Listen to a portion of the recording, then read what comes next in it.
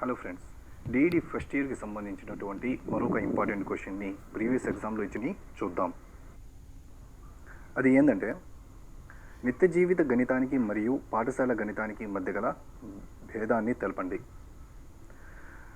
విద్యార్థులు తరగతి గది గణితానికి నిత్య జీవిత గణితానికి మధ్య చాలా దగ్గర సంబంధం ఉంది. ఏ విధంగా అంటే, విద్యార్థి తాను నేర్చుకున్న గణిత భావనను నిత్య జీవితంతో అనుసంధానం చేసుకుంటాడు.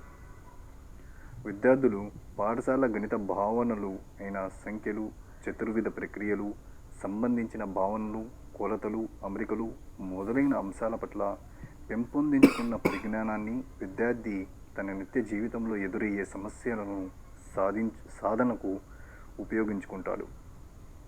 విద్యార్థులు పొడవు, పరిమాణం, బరువుకు సంబంధించిన జ్ఞానాన్ని వడ్రంగి తాపీ పనిచేసేవారు ఏ విధంగా తమ జీవనానికి ఉపయోగించుకుంటున్నారో తెలుసుకుంటాడు.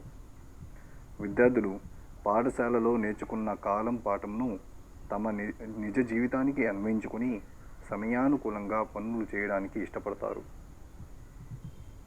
దీనివల్ల వారు సమయపాలన, మంచి వ్యక్తిత్వాన్ని పొందుతారు.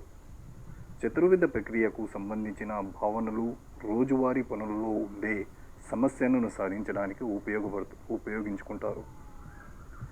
పాఠశాల గణితంలో అభ్యసన అనుభవాలకు ముఖ్యంగా ఉపాధ్యాయులు, విద్యార్థులు ప్రముఖ పాత్ర వహిస్తే, వ్యక్తిగత అనుభవాలు సమాజం నుండి గ్రహించడం ప్రాముఖ్యత వహిస్తాయి.